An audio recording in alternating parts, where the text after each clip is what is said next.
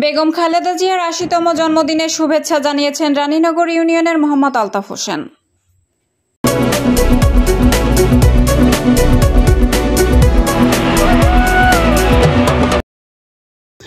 আসসালামু আলাইকুম। এটিপি বাংলার সংবাদে সবাইকে স্বাগত জানাচ্ছি। আমি সুমা আহমেদ।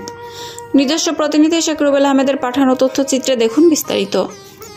বাংলাদেশ জাতীয়তাবাদী দল বিএনপির চেয়ারপারসন ও ৩ বারের সাবেক প্রধানমন্ত্রী বেগম খালেদা জিয়ার ৮০তম জন্মদিন উপলক্ষে পাবনা জেলার সুজানগর উপজেলার রানীনগর ইউনিয়ন যুবদলের পক্ষ থেকে শুভেচ্ছা ও অভিনন্দন জানিয়েছেন।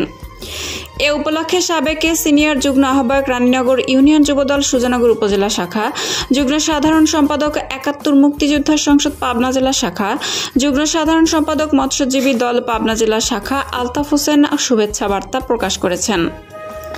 ১৫ই আগস্ট ২০২৫ তারিখে দেওয়া ওই শুভেচ্ছা বার্তায় তিনি বেগম খালেদা জিয়ার দীর্ঘায়ু, সুস্থতা ও সর্বাঙ্গীন মঙ্গল কামনা করেন।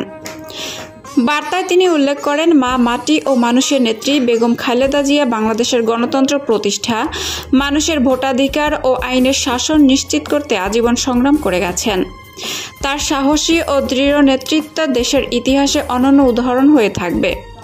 শুভেচ্ছা বার্তায় মোহাম্মদ আলতাফ হোসেন বলেন, তুমি ছিলে, তুমি আছো, তুমি থাকবে। এই অঙ্গীকার নিয়েই আমরা বেগম খালেদা জিয়ার আদর্শকে ধারণ করে গণতন্ত্র পুনরুদ্ধার ও জনগণের অধিকার প্রতিষ্ঠার আন্দোলন চালিয়ে যাব। তিনি আশা প্রকাশ করেন, অচিরেই দেশনেত্রী বেগম খালেদা জিয়া সুস্থ হয়ে দেশের মানুষের মাঝে ফিরে আসবেন এবং জাতিকে পুনরায় সঠিক পথে নেতৃত্ব দেবেন।